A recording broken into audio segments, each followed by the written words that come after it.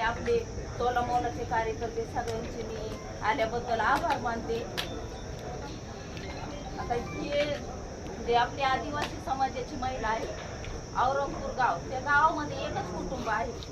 मुलगा, आई आणि आजी असे 3 जण राहतात. यांना कुणाचाही सपोर्ट नाही. 3-4 महिने झाले ही महिला एकही दिवस घरी नाही सर. रोजचे फोन इकडं चालले तिकडं चालले.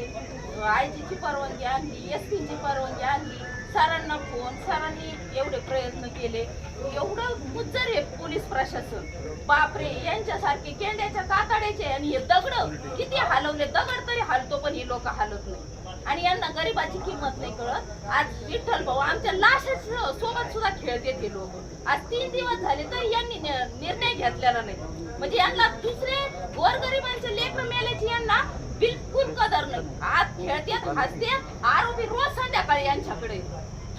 आता सुद्धा येऊन जाऊन चक्र मारते, दिवसभर तिकडं पसरते, घरी येते. तरी यांनी अजून आरोपी सुद्धा ताब्यात घेतलेले नाही. त्या मुलाला आणि त्या बाईला एवढा त्रास दिला त्या लोकांनी. अजून एवढे आपण इथं बसलेले असून सुद्धा त्यांच्यावर दडपण नाही सर. त्यांच्या आईवर थुकले ते परवा दिवसाला. तिच्यावर बहिष्कार टाका, महिलांनी मिळून मारा तिला, अशा त्यांच्या चर्चा चालू. अजून त्यांचे प्रयत्न चालू. हा कुठला न्याय? आणि हे पाथर्डीचं पोलीस स्टेशन मध्ये आम्हाला एवढे वाईट अनुभव आलेले आहेत सर. इथं सर्वसामान्याला किंमत नाही.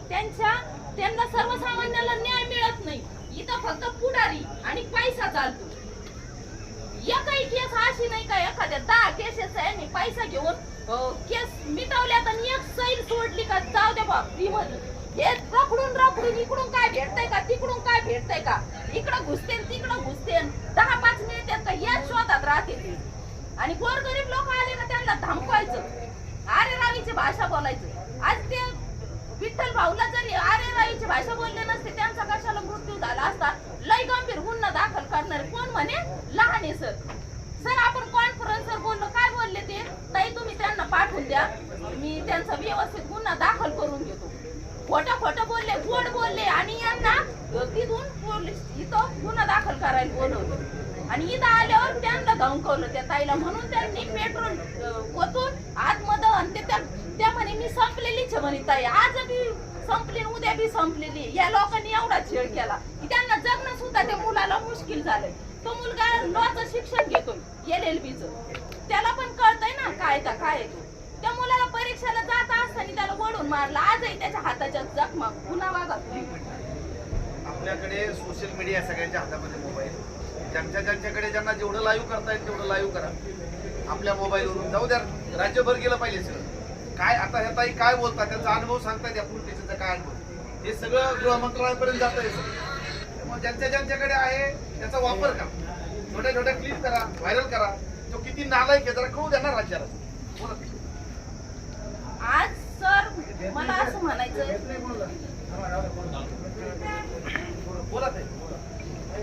आज या पोलीस स्टेशनचं मी म्हणते, आज पाथर्डीचं नाव या पुजाऱ्यांनी पूर्णपणे खराब केलेलं आहे. चांगले हे पोलीस जे आहेत कर्मचारी ते सुद्धा बदनाम झालेले आहेत त्या माणसाच्या. शेवगावातही तेच केलं, पाथर्डीत पण तेच केलं.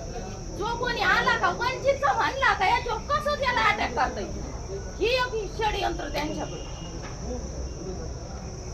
तर मी म्हणते विठ्ठल भाऊला न्याय मिळावा, मंगलताई आहेत यांना न्याय मिळावा.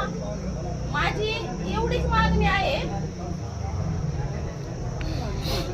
की आरोपींना आहे ना सर, सर्वांना माझी विनंती, आपल्या सर्व भीमसैनिकांना माझी विनंती आहे, आरोपीला तात्काळ यांनी अटक करावं.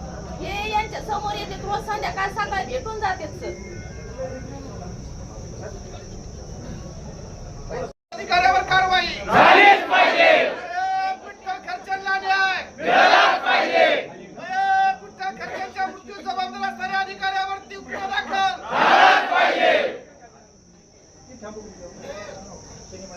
वंचित बहुजन आघाडीचा बाबासाहेब आंबेडकरांचा, डॉक्टर बाबासाहेब आंबेडकरांचा. जय भीम, जय भीम.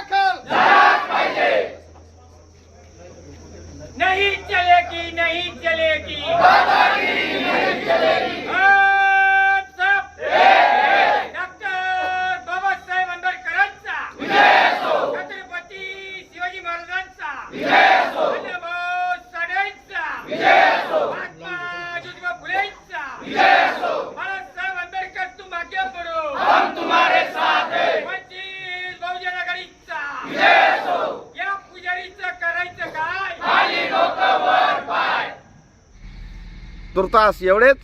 भेटूया पुढच्या बातमीपत्रात. जय हिंद, जय महाराष्ट्र.